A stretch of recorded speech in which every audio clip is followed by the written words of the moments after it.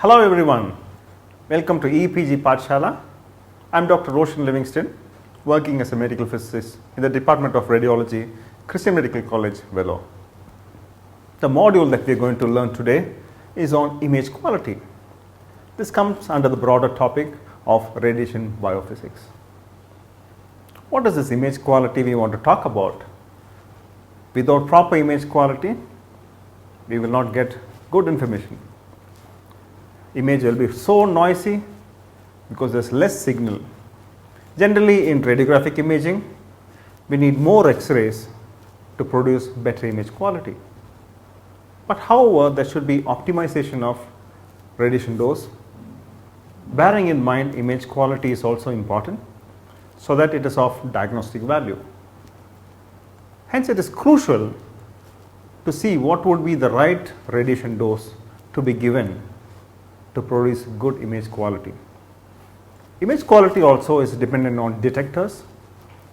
Detectors may be from film screen, computed radiography, digital radiography, or CT, that is computed tomography, MRI, ultrasound. All these imaging modalities have their own kind of image quality which needs to be tested. The quality of radiographic image plays a vital role in conveying valuable diagnostic information to the clinician. So what would be the ideal diagnostic quality image? Good quality image requires acceptable noise, good image contrast, and adequate spatial resolution. So what would be the objectives that we are going to study today is to know the basic components contributing to image quality, to study the factors that affect image quality. Let's see what are the basic components. There are three important main components for image quality. We discussed earlier, we need good image quality for good diagnosis. One is the noise, second is spatial resolution, third is the contrast resolution. Let's consider the component of noise and go on to resolution. Actually, resolution has both spatial as well as contrast. What is this noise? I tried to get a photograph from a television where a person is playing tennis. As you can see behind the blue background, someone is playing tennis and you can see the lines that are drawn in the tennis court. But the image is so mottled. So we did not know whether there is a person there or it's hard to identify whether there is a tennis court. So this kind of image is not good for diagnosis because it is noisy. Why is this too noisy? When you sit before a television screen, earlier days we see it's a mottled image. Then what we do, we need more signal. We get better gain in the amplifiers and then get better signal. So more signal, better noise. More signal, better image quality.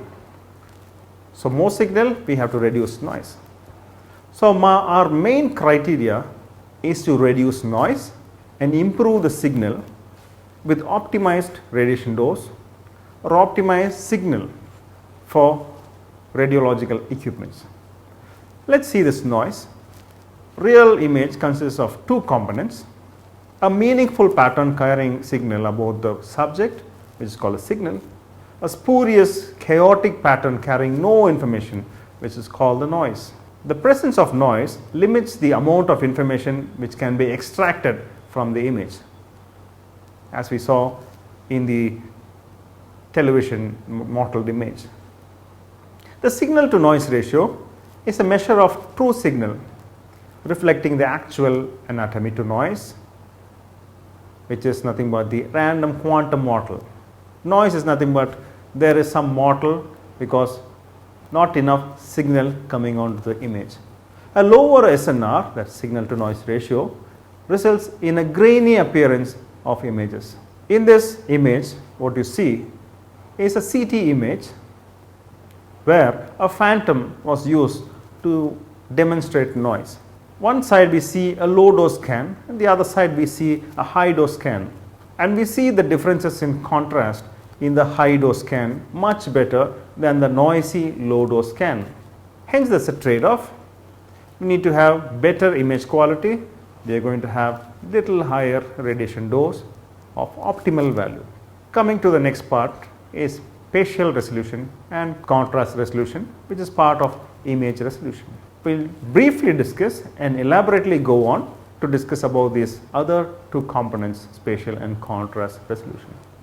Spatial resolution is the ability to produce an accurate and clear image. Contrast resolution is the ability to distinguish one soft tissue from the other without regard to size or shape, as seen in the image. We can see these white circles around showing the kind of contrast resolution, and there is one more small line pair pattern which is kept there, line pair per millimeter is written, that is for spatial resolution. Let us consider contrast resolution. Here we see on the screen this image taken from CT, as well as one more image which is taken from a step wedge. Contrast resolution is to identify a feature, that is distinctive attribute on an image. It must appear different from the surroundings. A high contrast means the image appears very harsh with lots of dense black and brilliant whites. That is more contrast. We need optimal contrast value. In some cases, if I want to have good contrast resolution, how do I check this contrast resolution? From a X-ray imaging modality, a best method is using an aluminum step wedge. If you want to do a quality assurance for a CR machine to see whether your contrast resolution is good, one can use this aluminum step wedge to have the pattern, which is the contrast resolution. Varying contrast resolution formed by attenuation of X-ray beam due to the thickness of the aluminum in the step wedge creates this image of grayscale. There is also subject contrast. Patient itself is a subject. Here we also see the aluminum step wedge, which is aluminum, is also a subject. Differences in X-ray intensity, that is differences in optical density on the contrast, which is for films, also pixel intensities which we see for digital imaging. Also we can also see the differences in Hounsfield units in CT imaging or signal intensities in MRI. What are the causes of subject contrast? Differential absorption of the X-ray beam, differences in thickness of anatomical structures, use of contrast agent, tube voltage and X-ray beam filtration, scatter radiation, which also reduces subject contrast. So scatter radiation, how do I overcome that? By using grids. The function of a grid is to cut off the scatter from the subject and improve image contrast. There is also detector contrast. How good the detector is absorbing, how good the information that is coming out to the detector is seen. So when incident X-rays fall on to an imaging detector, it can be flat panel or it can be films or it can be any scintillation material, it produces a signal in response to that input energy. It may be a very small X-ray input, how the detector is going to behave, or a very high X-ray input, how the detector is going to give the signal. A low intensity X-rays obviously gives you low amount of light or signal, but a high intensity X-rays of course gives bigger amount of light, so better image quality. So small changes in input energy striking the detector due to subject contrast can result in changes in the signal, which is nothing but the image contrast. What is this detector contrast? Different detectors can convert input energy to output signal with different efficiency. As just seen, films will have different contrast. As seen in the image, we have a characteristic curve seen here with a toe and a shoulder. But for a digital imaging, there is no shoulder part. It has wide dynamic range. Hence, the output can be assessed by using this kind of characteristic curves in film and seeing a dynamic contrast in a digital detector. That is about the contrast resolution. Let us move on to this spatial resolution. Let us define spatial resolution. Spatial resolution is the ability of an imaging procedure to produce images in which closely spaced objects can be seen as separate objects or it resolved. So, in this image you are able to see line pairs at 0.6, 0.7, 0.8, 0.9, 1, 1.2, 1.4 onwards, where we see these lines are distinctly seen. Here we can also go till 2.5 or 2.8, where we see that these lines are seen distinctly, indicating that the detector which has taken this image is capable of visualizing images up to 2.8 line pairs per millimeter. Hence, it is quoted as line pair per millimeter, and that is the description for a spatial resolution. In film screen combination, that line pairs can go up to 20 line pairs per millimeter. In fluoroscopy, usually 2 line pairs to 3 line pairs per millimeter. In digital radiography, it is 3.5 line per millimeter, and it is restricted because detectors are based on pixels, and the size of the pixel will restrict the spatial resolution. Now, we need to distinguish between spatial frequencies or spatial resolution between 2 or 3 different modalities. How do I do it? The best method would be the modulated transfer function, which is called the MTF. So, spatial resolution is also related to modulated transfer function, MTF. The resolution of different systems may be compared objectively by a reference to the modulated transfer function. The MTF is a useful measure of true or effective resolution. If MTF is 1, the reproduction of the image is exactly as that of the object. What are the factors that influence image quality? Exposure factors, KVP. Let us consider the tube potential, which is KVP. High KVP increases scatter radiation, hence noise. Hence we can use grids in order to remove the noise and scatter, so that it will improve image contrast. MAS, that is a tube current product, is also directly related to the density of the image. All these factors actually contribute to good image quality. Films may demand more, or digital radiography may demand more. We need to optimize KVP and MAS. Then we have filters. Filters affect the quality of X-ray beam. Sometimes heavy filtration of about 0.3 millimeter of copper reduces a patient's skin dose, but also increases the tube potential and thereby increases scatter radiation.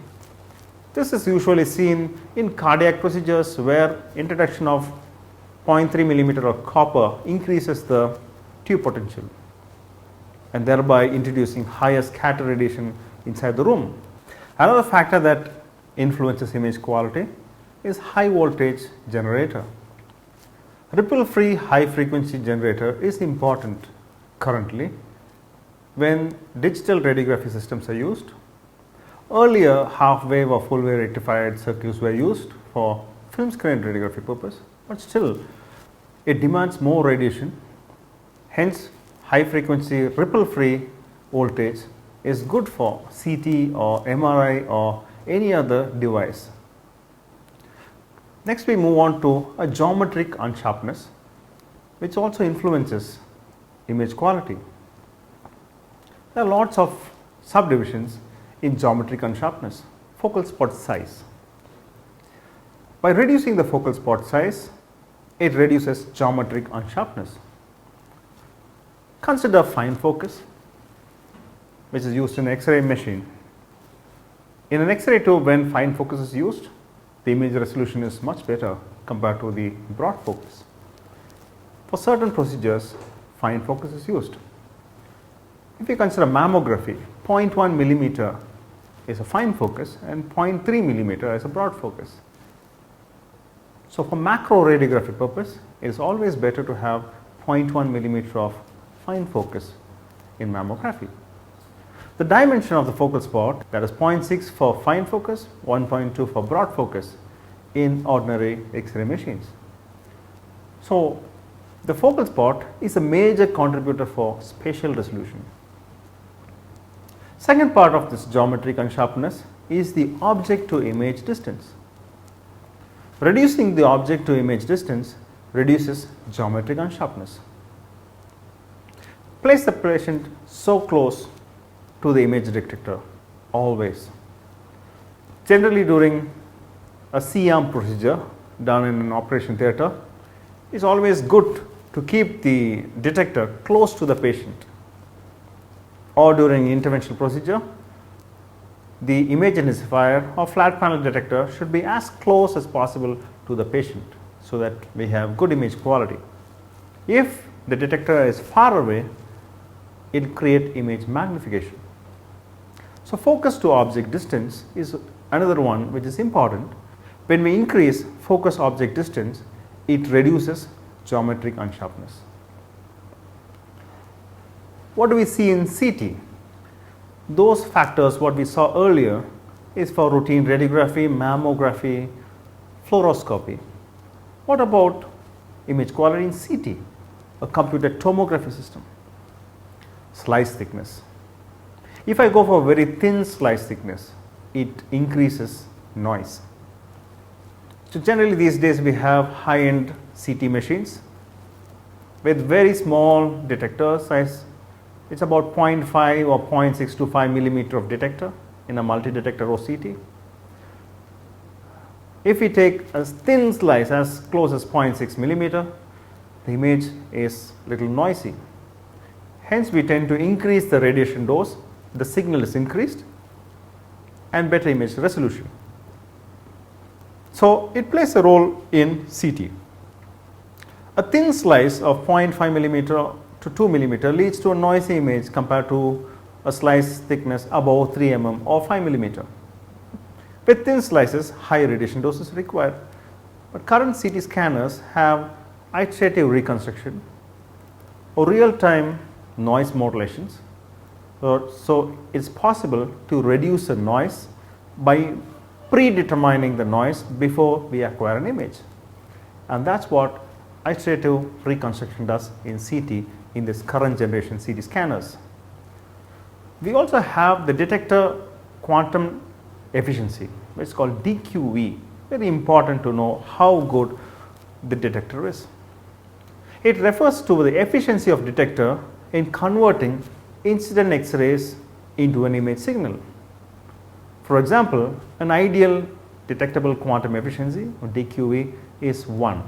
That means all the radiation energy is absorbed by the detector material and all the information which is from the subject is seen on the detector material. So that's the ideal DQE, but we cannot get that kind of ideal DQE. Generally for some of the good systems, we see DQE of about 0.75 or 0.8. Maybe close to 1 is good, but we will not achieve that kind of image quality. What we see in this illustration, input exposure, which is given in radiation dose, signal in, noise is also coming along with that to the detector. When signal comes out, the noise is also out. So we see the recorded image. It also shows DQE equal to the noise from ideal detector divided by the measured noise from a real detector, as seen in that equation. The noise is actually a measured quantity. How do we measure noise in an image? It is possible by drawing an ROI, the region of interest. If it's a CT image, we can draw an ROI and get the noise values, which is nothing but a standard deviation. In case of routine radiography, we can use the same principle by drawing an ROI and getting a quantifiable value of the noise as standard deviation.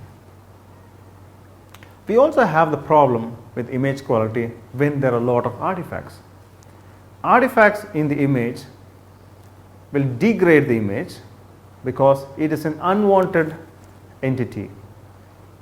An important problem is encountered in most imaging methods which can create image features that do not represent a body structure or object, that is the artifact.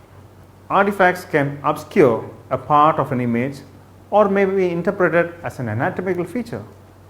What are the causes of artifacts?